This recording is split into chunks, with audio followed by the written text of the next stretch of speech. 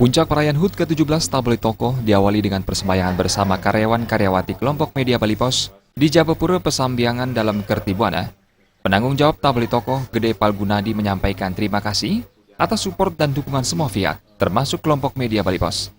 Saat ini bacaan wanita dan keluarga tokoh dalam usia 17 memasuki masa keemasan, namun banyak tantangan ke depan. Hal tersebut terungkap dalam lomba keluarga, akselerasi bakat, terutama anak-anak untuk lebih melakukan hal-hal serupa. Ke depan, Tabloid Tokoh diharapkan selalu bisa berjalan lebih cepat meraih cita-cita.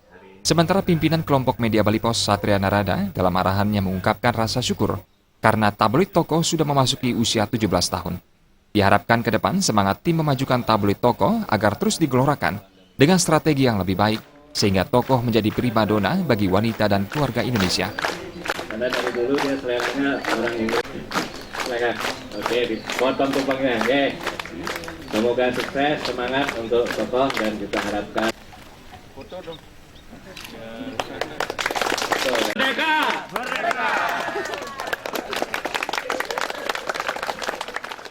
Selain potong tumpeng dan potong kue, perayaan HUT ke-17 Tabloid Tokoh ditandai pelepasan burung.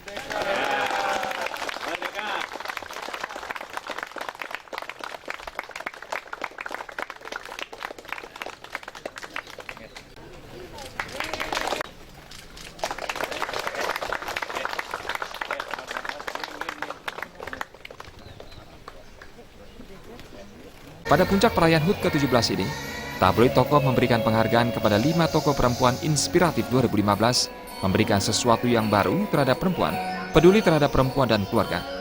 Kelima tokoh tersebut yakni Dr. Ana Agung Ngurah Tini Rusmini Gorda, Ana Agung Ayu Ketut Agung MM, Helga Riftiana SE, Bintang Mira Afriningrum, dan Dr. Ida Ayu Rati Wulansari Manuaba. Pada kesempatan ini sekaligus dilakukan penandatanganan MOU antara Tabloid Tokoh dan IKI PGRI Bali.